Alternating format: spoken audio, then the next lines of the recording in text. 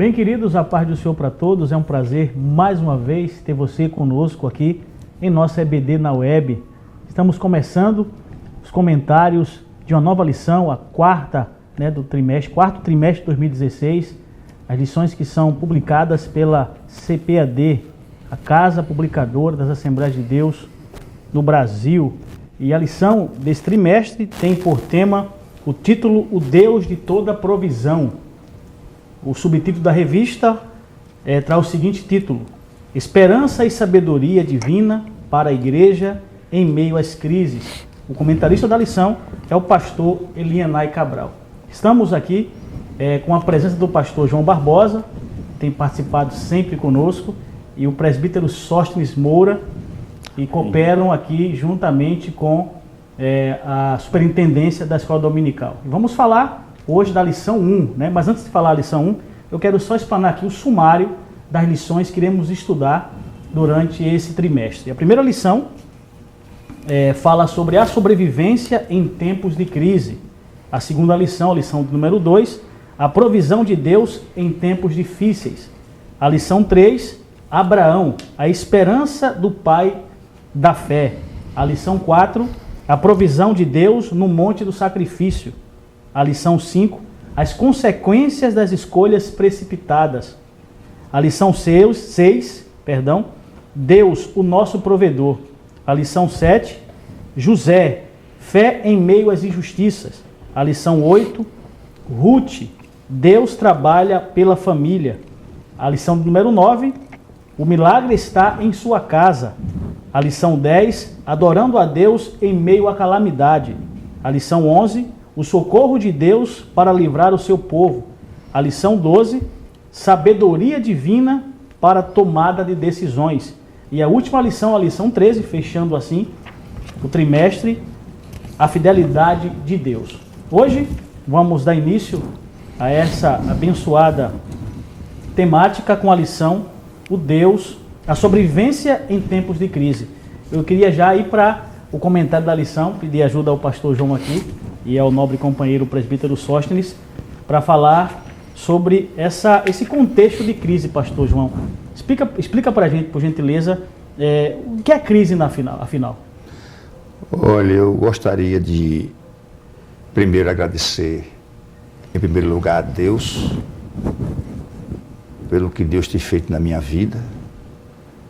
Agradecer também ao nosso pastor, à superintendência da EBD, finalmente a todos aqueles que têm nos ajudado no caminhar. Mas eu gostaria de falar de crise, uma palavra que eu não gosto. Eu não gosto dessa palavra, crise. Se eu pudesse, estaria escrevendo, não a crise. Mas eu gostaria de ir para o contexto da lição, que o comentarista, ele faz uma transversalização da lição para essa questão das crises que atravessamos no momento, porque a lição nos fala na realidade de Abacuque. Abacuque foi um profeta que viveu ou profetizou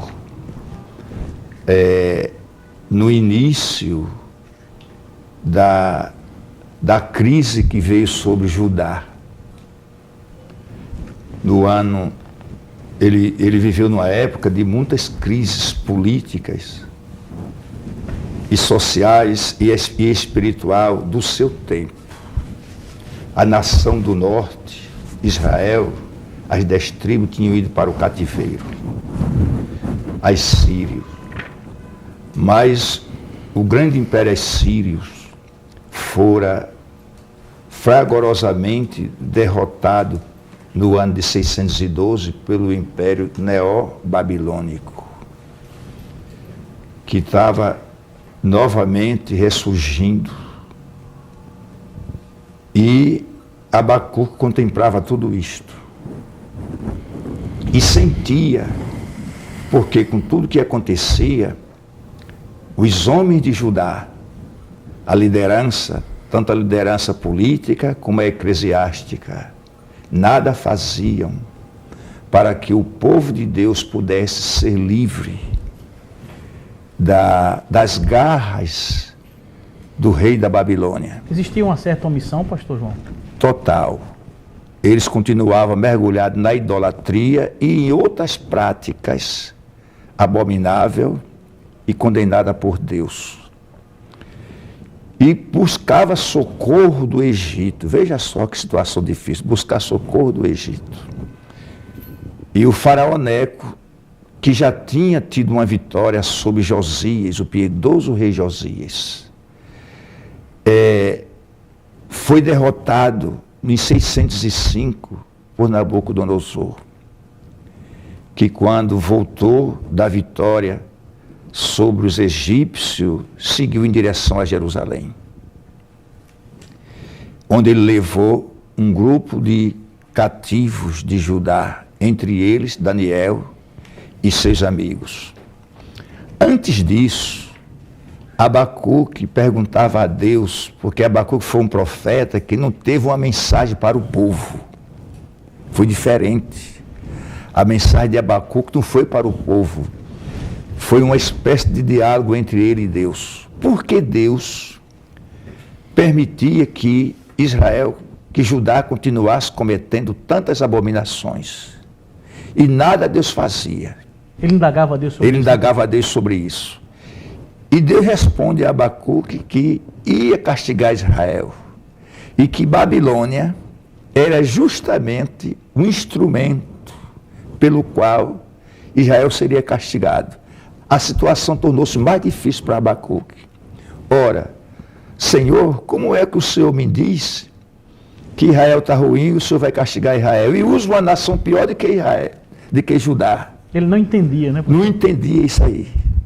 Foi difícil, ele sofreu muito ao ter conhecimento de que o instrumento que Deus usaria para castigar Judá era a Babilônia, que era infinitamente pior do que Judá.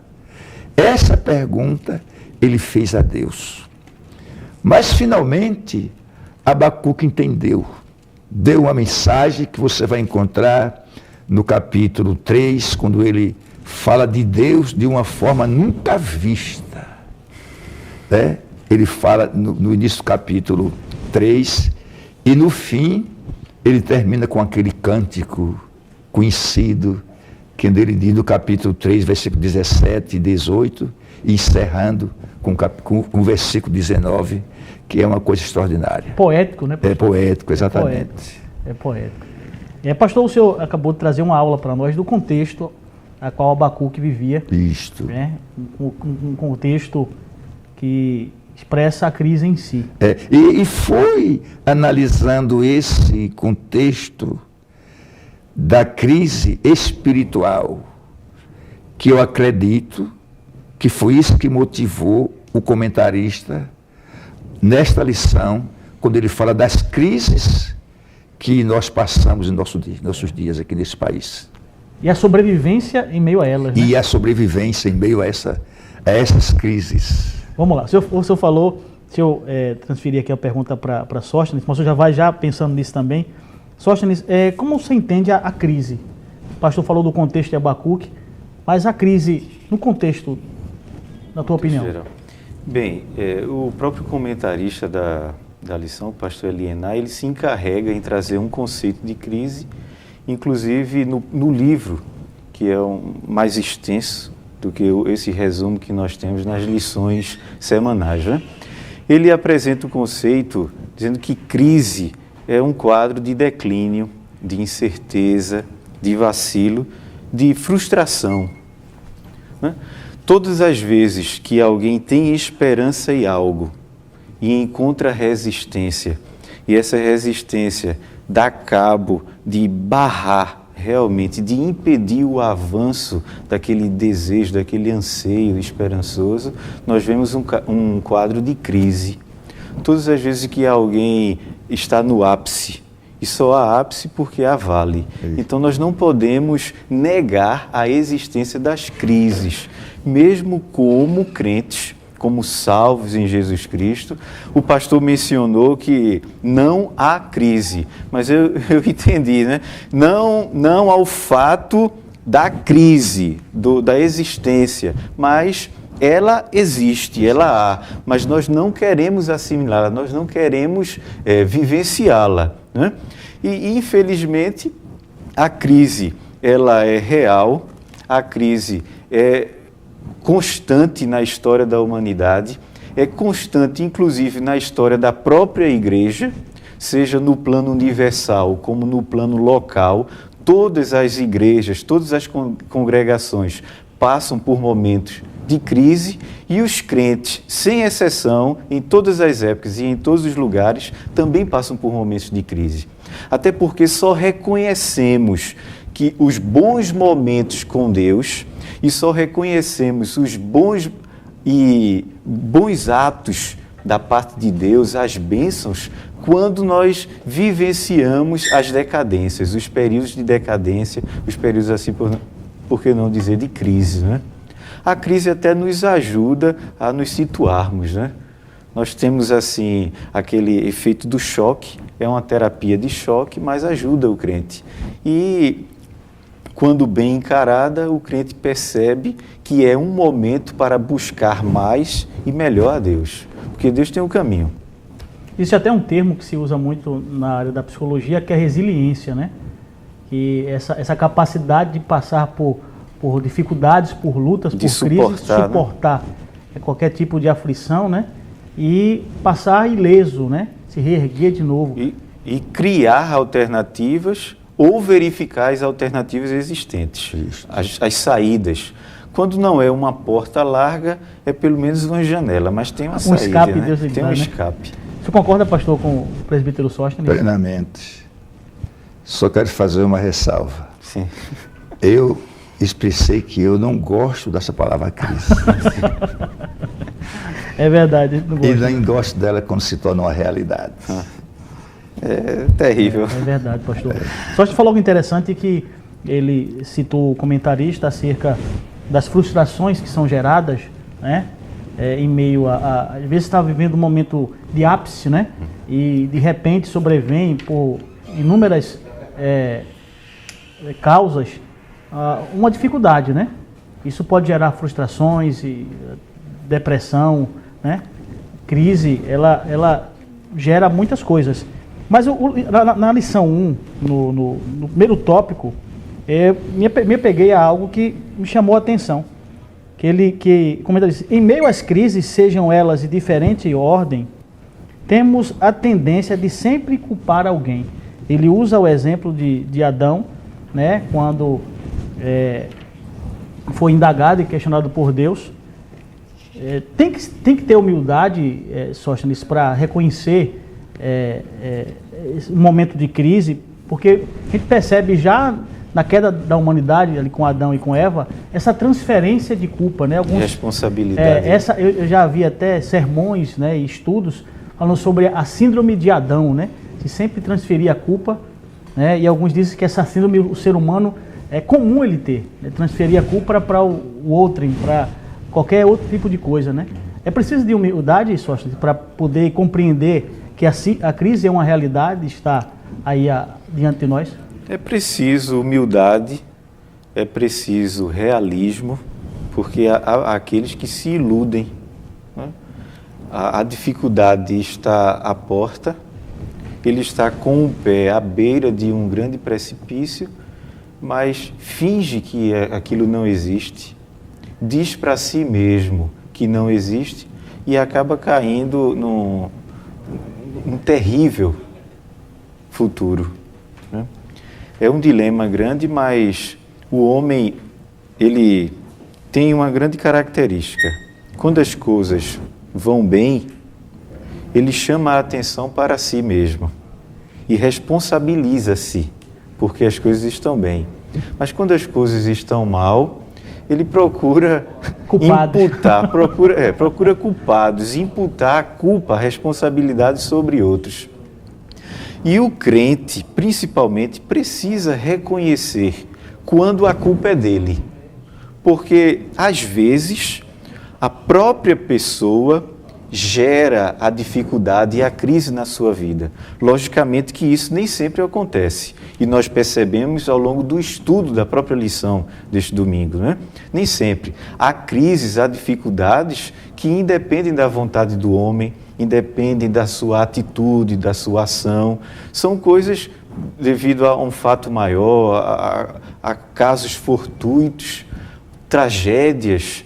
Deus, às vezes, provoca a crise sobre aquilo que ele tem o comando pleno, que é sobre a criação. Quando não é sobre algo que Deus provocou, o homem tem sim que ter a humildade para reconhecer, né, que algo que ele criou.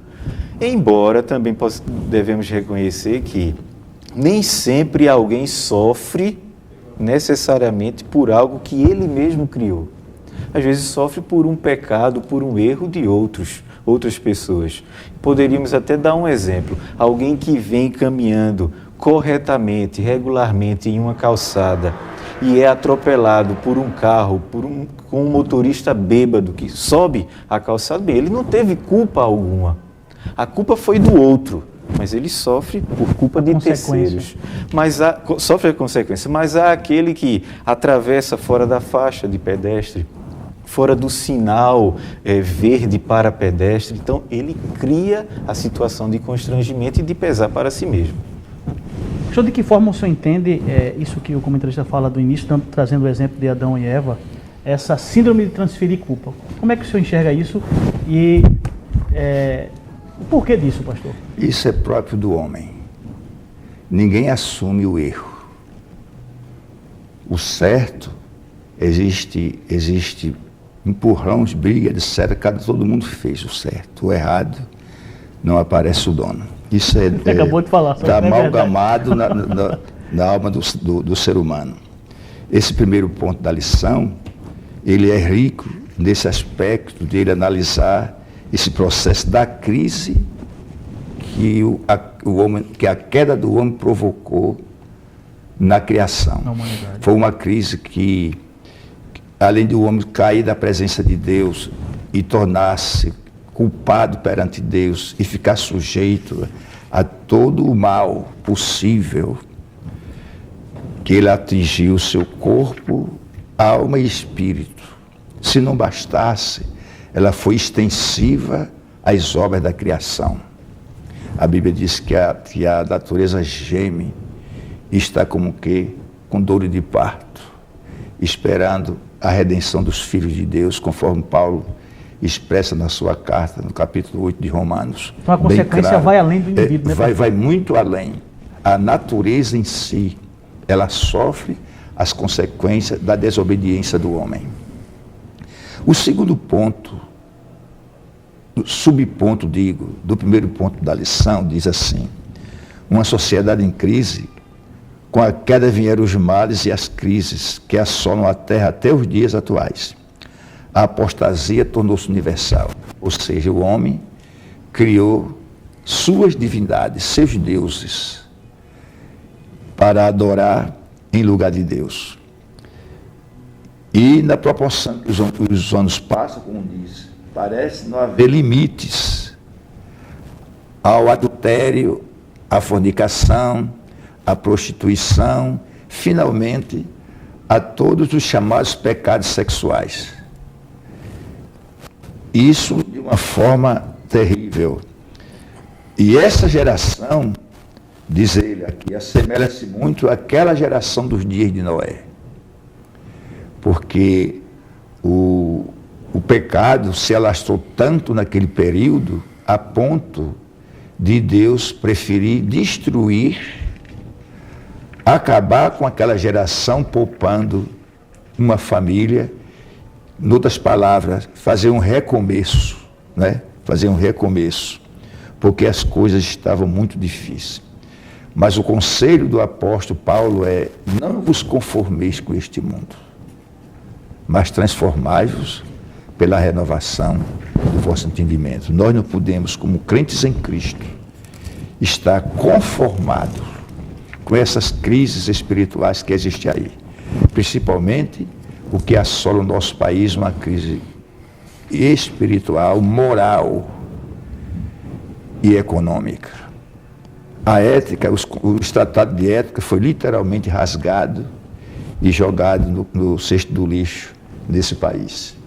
É o que a gente está vendo. Então, essas lições ela vêm com o objetivo de ajudar a resgatar esses princípios fundamentais da fé cristã. Aí eu quero parafrasear o que Deus disse a Abacuque, que o justo pela sua fé viverá. Se me permite, essa fala do pastor João, ela é interessante, porque veio à mente o seguinte: em períodos de crise, é comum que as pessoas recorram a todos os tipos de meios que dispõem. E alguns, mesmo sabendo que alguns meios não são bem encarados por Deus, mas ainda assim, por considerá-los como meios que trazem a satisfação em momentos de crise, eles se utilizam desses meios. E eu acredito que veio em boa hora o próprio estudo em si, passar todo o trimestre analisando essa questão, porque vai haver a oportunidade de se resgatar na igreja, de se fortalecer na igreja, algo que ela já conhece, que até já vivencia, mas que é manter-se firme diante de Deus, mesmo diante de grandes calamidades, quaisquer que sejam.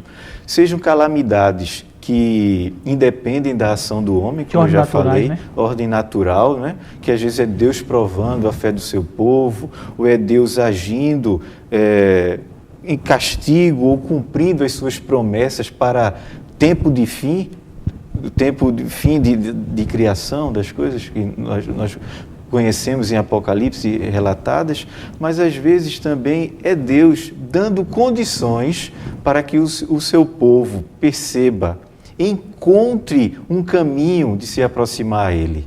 É um método, né? É um método utilizado. Deus se utiliza várias vezes desse método, né? Atraindo o seu povo, e nós percebemos, inclusive, já no livro do Êxodo, Deus chama o seu povo para o deserto. E o deserto, em toda e qualquer cultura, é identificado como um ambiente extremamente desagradável. Há aqueles que sobrevivem ali, mas é desagradável. E Deus atrai para o deserto exatamente também na intenção de atrair para si, espiritualmente, aquelas pessoas, aqueles corações. E nós temos essa oportunidade. Agora, nos utilizando, logicamente, dos devidos meios, né? Porque às vezes nós temos alguns objetivos, bons objetivos, mas nós nos utilizamos dos instrumentos errados, né? Justificando a dificuldade, a crise, em detrimento da fé. E isso é um risco que nós corremos. Muito grande. Pastor, é interessante que o pastor citou as características da sociedade antes do dilúvio, e que se iguala, e o comentarista fala muito bem isso no primeiro tópico, se iguala às características da sociedade atual. Agora, pastor, Deus ali mandou o dilúvio, mandou a água, né, as águas, e Noé passou por aquilo com a sua família na arca. A pergunta é a seguinte, pastor, por que a sociedade pós-dilúvio se foi melhor do que a sociedade antes do dilúvio? Por quê? Se não, por quê? A sociedade pós-diluviana não foi nada melhor. Pouquíssimos anos.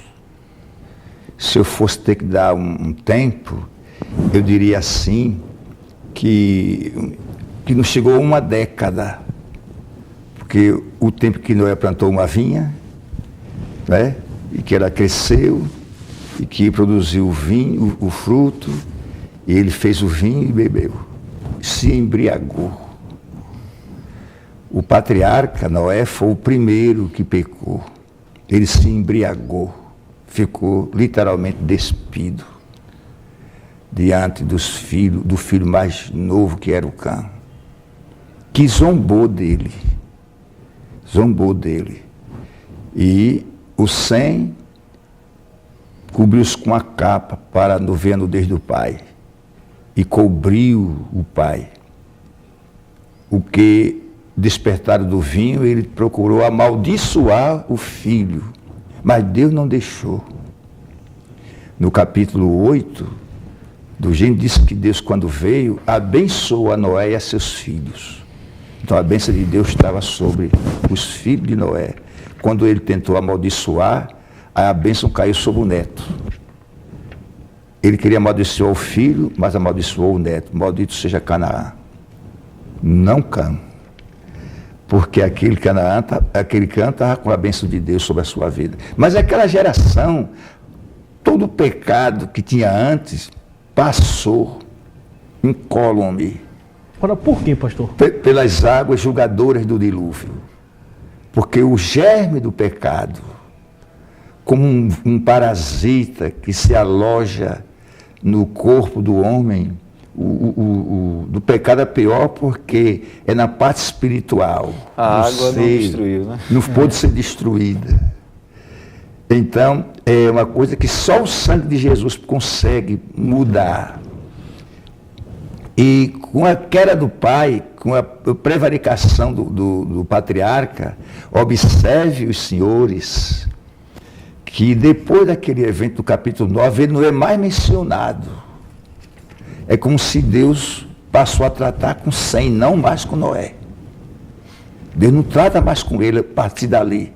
Ele perdeu a liderança, inclusive.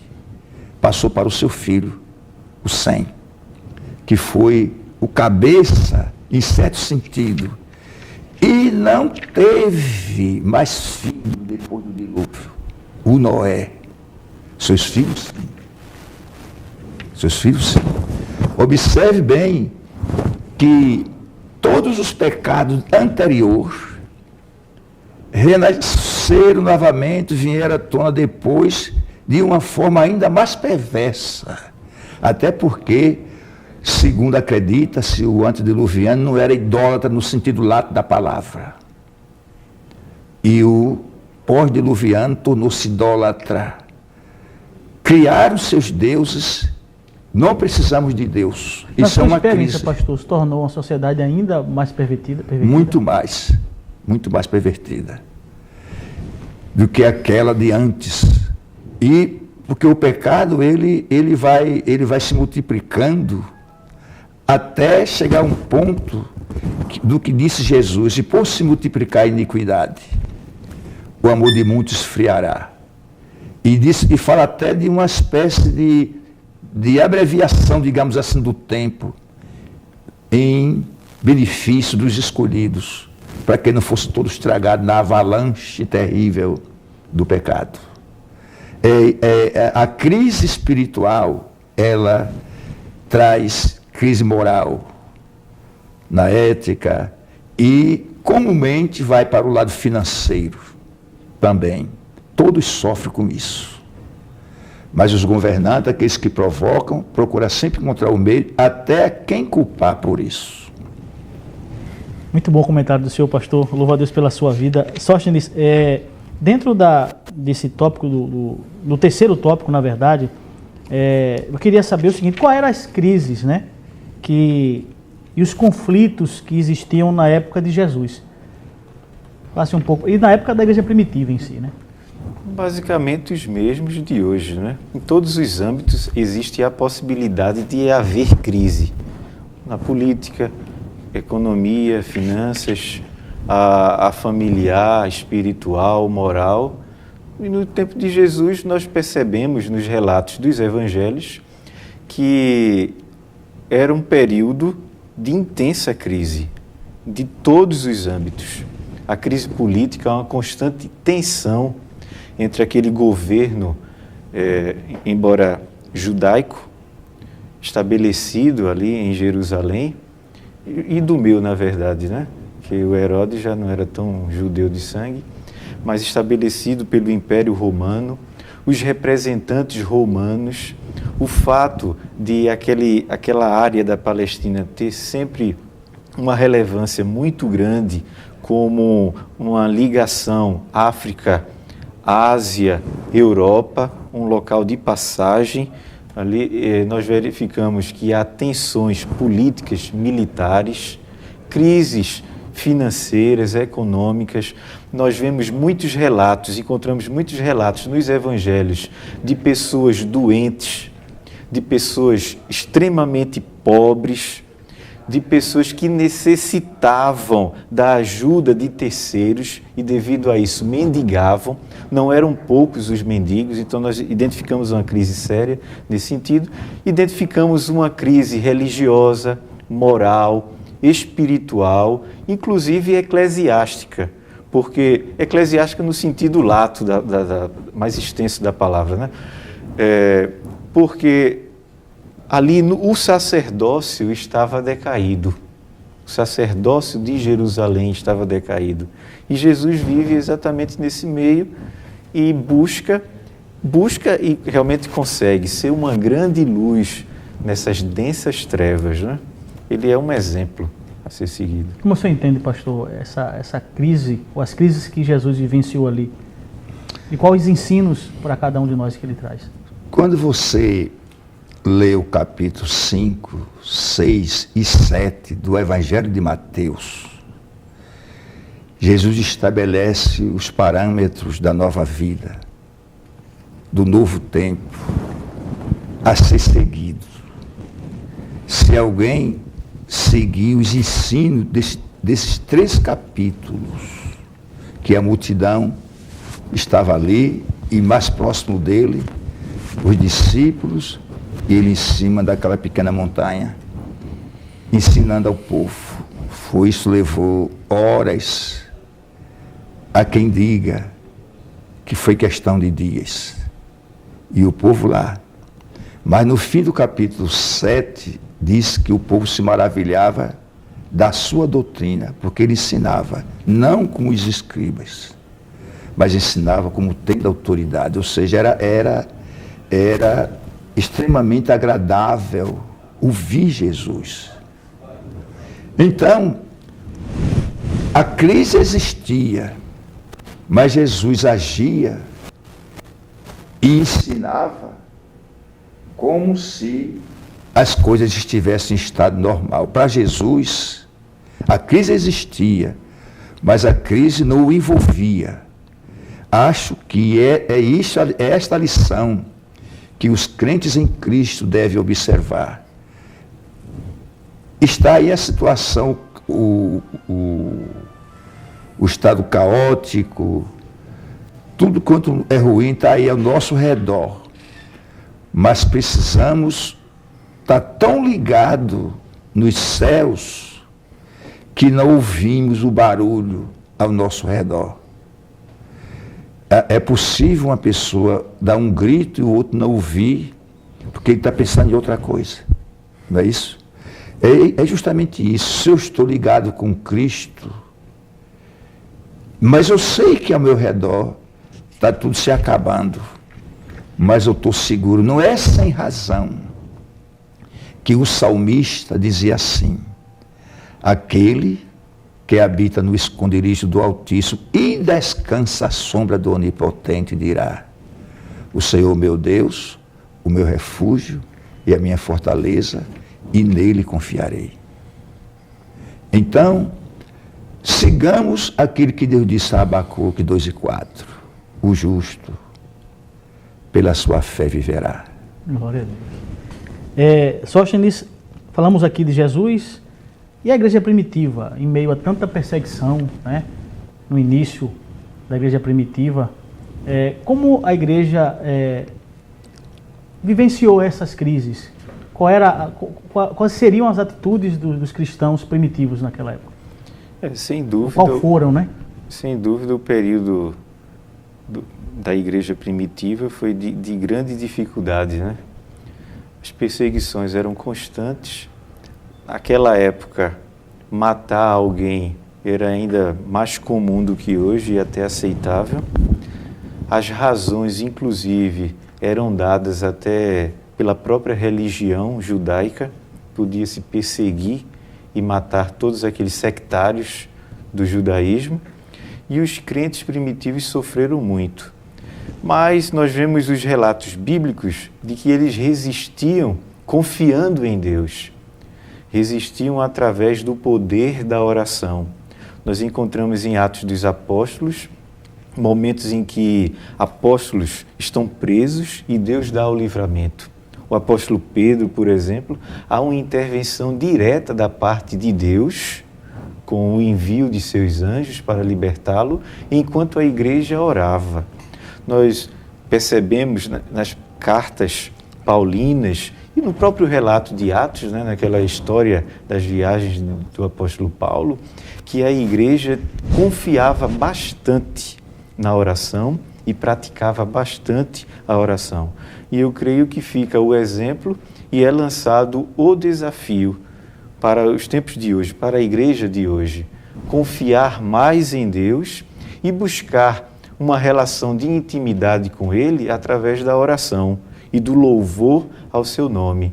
Enquanto eram dispersos, Atos dos Apóstolos se encarrega em dizer que enquanto eram dispersos, eles pregavam o Evangelho, davam a manifestação do poder de Deus através da sua vida, das suas ações, e muitos se rendiam aos pés do Senhor, inclusive altos sacerdotes, escribas, altos oficiais romanos, pessoas de várias culturas eram alcançadas por aqueles crentes, pela mensagem de Jesus Cristo, mesmo em momento de crise. Deus ajuda a vencer. Glória a Deus. Pastor João, Sóstenes falou da perseguição e dessas características da igreja primitiva. Mas percebemos também, só para acrescentar a fala de Sóstenes, em meio a essas perseguições, os irmãos se ajudavam naquela época. Mutualmente. Queria que falasse um pouco disso, pastor, porque hoje vivemos uma sociedade cada vez mais individualista, cada vez mais pensando em si, né? Se reservando e se fechando. Quais os exemplos nesse sentido que a igreja primitiva nos traz? 2 de Atos dos Apóstolos é rico em nos mostrar como os crentes primitivos, nos primeiros 3 anos da igreja, como eles se comportavam. Diz até que eles não tinham nada em comum. Chegavam até a vender suas propriedades e deitar aos pés dos apóstolos a quantia exata. Se eu não quero nada, eu quero seguir a Cristo. Eu não digo que isso foi uma coisa das melhores possível. Alguns teólogos veem isso de uma forma que, porque quando todos deram tudo que tinha, todos ficaram sem nada. E precisou se trazer de fora para suprir, porque a fome era grande, os que ficaram em Jerusalém. E não se encontra algo daquilo na história da igreja, o que é mais importante. Não se encontra em nenhum período da história da igreja. A igreja ajudasse mutuamente um ao outro, isso existiu em todas as épocas, principalmente nos períodos críticos, como nos dias atuais. Eu posso contar que há poucos dias o Recife e Olinda, principalmente, foi tomado pelas águas da chuva. E os canais que não suportam as águas, entulhado pelo lixo, invadiu as ruas e casas ficaram cobertas. E irmãos que eu conhecia perderam tudo que tinha. Saíram, mal conseguiram tirar os documentos. Mas eu vi os crentes chegarem e doar tudo. Menos de um mês depois, aquelas pessoas que perderam tudo, tinham conseguido tudo de novo. E isto foram os irmãos que fizeram. Não houve campanha de governo, de político, isso ou aquilo. Foi a igreja local que se reuniu e supriu a necessidade dos irmãos ali. Todos conheciam. Isso me marcou. Glória a Deus. Isso me marcou. Então, a igreja não tem amor, a igreja tem amor. É muito fácil ajudar, né, pastor? Quando a gente está passando um momento bom, né? Exatamente. Isso, em qualquer aspecto que seja. Mas você ajudar no momento de crise, estar vivendo a crise junto também é mais difícil. É como diz um texto que diz, um ao outro ajudou. Agora diz ao companheiro, você se esforce. Não fique só esperando a ajuda de terceiro, né? Esforce também, faça alguma coisa, se movimente. E ajuda Vamos dar sim, que é um dever nosso, não podemos fugir disso. Se fugirmos, estamos cometendo um pecado da indiferença, Da omissão, né? da omissão, que podemos ser castigados por Deus mais tarde. Lança o teu pão sobre as águas, porque depois de muitos dias o achará. Reparte com 7 e ainda com 8, porque você não sabe o mal que há de vir sobre a terra. Então, sejamos solidários um ao outro, em qualquer situação de uma família, de uma igreja local que conhecemos, estendamos as mãos e ajudemos uns aos outros. É assim. Evangelho é isso. Evangelho é isso. E não fazemos para ser salvo, mas o fazemos porque somos salvos. O erro está em ajudar para ser salvo. Ajudamos porque somos salvos. É a lição de sobrevivência, né? Isso, né? Exato. Em todos os sentidos. Querido Sóstenes, o tópico 3 da lição fala sobre os tipos de crise, né? Crise política, crise econômica e crise espiritual. Gostaria que você comentasse um pouco sobre as características que o comentarista apresenta. O comentarista ele se utiliza de alguns relatos bíblicos, né? Algumas histórias já bem conhecidas da Bíblia, falando de tensões políticas que geralmente acarretam também tensões de dificuldades econômicas, ou as dificuldades econômicas são oriundas assim daquelas dificuldades das intempéries naturais, né? E ele cita também a espiritual. Não há dificuldade alguma para o povo brasileiro compreender esses 3 principais âmbitos de crise citados na lição. Até porque ainda estamos vivenciando momentos assim bastante trágicos, né? E danosos em decorrência de atitudes errôneas da liderança política, tanto na tomada de decisão, na condução do país economicamente, como na condução política. E isso, inclusive, é fruto da própria degradação moral que nós identificamos na sociedade brasileira, fruto já, filha da degradação espiritual. Não existe aquele que seja moralmente correto, íntegro, tendo o seu espírito imundo. A imundície espiritual, ela é refletida em absolutamente todos os aspectos do homem, no seu falar, no seu acenar, no seu agir. Provérbios, inclusive, cita isso: os homens maus, perversos, eles acenam de tal maneira, eles olham de tal maneira, eles falam assim. Então nós identificamos tudo isso no Brasil, nos nossos dias. Identificamos isso na nossa rua e às vezes até bem próximo de nós. Mas nós somos convocados, conclamados a resistir. Para resistir à crise política, logicamente que se faz necessário que haja pessoas capazes para conduzir a nação. Pessoas dotadas de inteligência, de conhecimento, pessoas dotadas também de credibilidade da população. Para vencermos a crise econômica, se faz necessário que haja inteligentemente a condução da política econômica da nossa nação. E, logicamente, para que, tanto na área da economia como da política, tudo dê certo, embora a massa não seja de crentes, não seja de pessoas tementes a Deus, predominantemente, mas cabe ao crente essa responsabilidade de orar, de entregar a nação espiritualmente para Deus. Logicamente, nós não temos o poder de salvação sobre as pessoas, mas nós temos o poder de influência. À medida que oramos, à medida que invocamos o nome do Senhor, nós vamos sendo exemplos. Exemplos no âmbito espiritual, exemplo no trato em sociedade, que, como os senhores já falaram, essa cordialidade, esse trato, essa ajuda mútua, ajuda também ou contribui para a superação de dificuldades, de crises econômico-financeiras E nós temos a responsabilidade de, à medida que oramos, ser exemplo na política.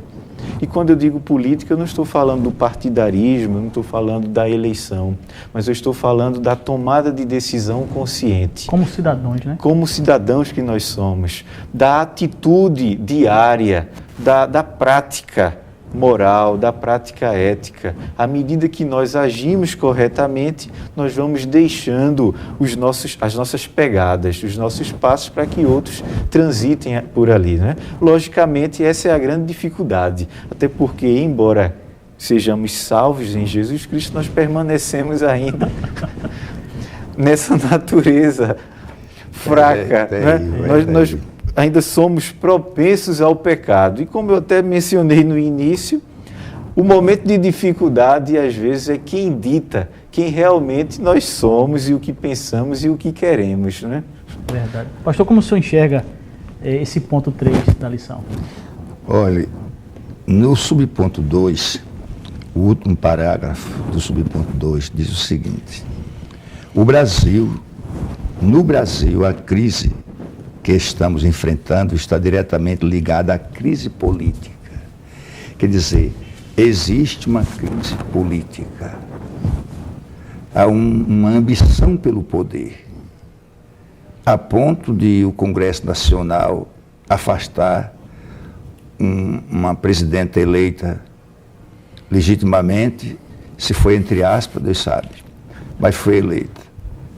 Quando contaram os votos, ela teve a maioria. Mas que o procedimento depois foi do pior possível a ponto de o Congresso afastar. Isso é uma crise muito grande. São feridas abertas que vai levar tempo sarar, cicatrizar. Não é brincadeira, ela está sangrando. Aí diz assim: segundo alguns economistas, o Brasil não sairá da crise econômica se não resolver o problema da crise política. Se isso aqui for real, não é fácil a situação que a gente está vivendo. Somente joelho dobrado diante de Deus para mudar esse quadro. Porque Deus pode mudar.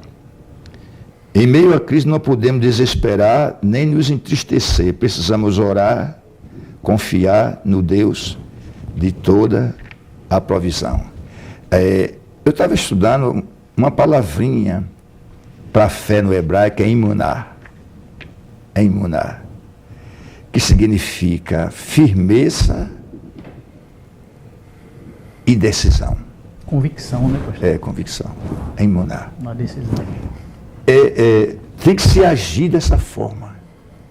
Com muita firmeza, com certeza, porque no meio desse caos moral, ética e espiritual, Deus pode levantar um homem que consiga colocar ordem na casa, sem, contudo, ser um ditador. Deus pode fazer isso. E se a igreja evangélica brasileira orar, Deus vai abrir essa janela e alguém vai enxergar um caminho para que essa locomotiva chamada Brasil possa se deslocar sem que esses carros venham a sair dos trilhos. Aliás, o atual presidente diz até assim: não me preocupo com os índices de aprovação do povo. Se eu tiver 5%, estou satisfeito, desde que eu consiga colocar o Brasil nos trilhos. Que Deus o ajude, que ele consiga fazer isso, porque se fizer, ele entra para a história como um dos homens que deu rumo a essa nação, de 206 milhões de habitantes, quase 9 milhões de quilômetros quadrados, que se tornará, dentro de pouco tempo, celeiro do mundo, porque tem terras de alta qualidade, como já dizia no descobrimento, uma terra onde se plantando tudo dá. Tudo dá. Não é verdade? Muito bem. Então, a gente está pedindo a Deus que isso aconteça. E que agora, no próximo, que agora Deus possa abençoar as pessoas, principalmente os crentes e não crentes, que na escolha dos homens que vão dirigir o destino das cidades, possam fazê-lo de uma forma sábia, e os que chegarem lá não usufrua para si das benesses em detrimento do povo. Eu, pelo menos, como crente em Cristo, como pastor, como ministro de Deus, eu ministro uma bênção sobre esta nação. Amém, pastor. Para que Deus ajude. Eu quero ver o bem do Brasil. Eu sou um homem que eu quero ver o bem do Brasil da melhor forma possível. Concordamos com o senhor, né, Sócrates? Exatamente. Inclusive, nos dotando da devida sabedoria para a escolha, né? Glória a Deus. Isso. Porque enquanto o senhor falava, eu ia refletindo aqui, há aqueles que se aproveitam muito da crise.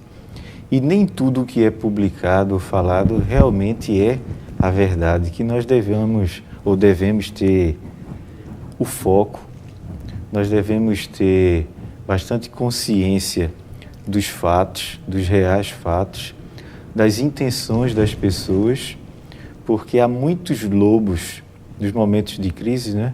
Há muitos lobos que vêm disfarçados de cordeirinhos, de ovelhas, e se aproveitam do momento, do temor das ovelhas, desse clima de hostilidade, e tocam ainda mais medo no meio do povo, né?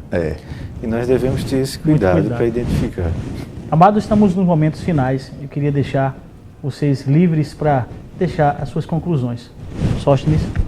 Bem, eu lembrei, e eu falo isso rapidamente, de um peixe. Eu assisti a um documentário, um peixe no continente africano, que na época da estiagem, ele se atola na lama, e secreta, lança sobre o seu corpo um líquido, a secreção sai da sua boca e o envolve por inteiro. Feito uma enzima? É uma enzima, assim, substância, uma substância que é lançada, ele mesmo lança sobre todo o corpo, porque a lama ainda só é lama porque ainda tem água, né? Ele ainda sobrevive, ele tem essa natureza, e ele lança sobre o seu corpo um líquido e pode sobreviver na lama, mesmo depois de ela já seca pelo sol, até 5 anos. Mas no advento das primeiras chuvas, quando a água bate na lama, vai derretendo aquela lama, ele que se alimentou daquela secreção que o envolvia, ele só espera a oportunidade da água que vem correndo, como um ribeiro, para novamente ser conduzido ao rio de origem, ou já viver naquele ambiente que a água caudalosa vai voltando a tomar conta do ambiente. E o documentário apresenta esse peixe como o maior exemplo de superação de crise, de dificuldade. Deus dotou esse animal dessa capacidade.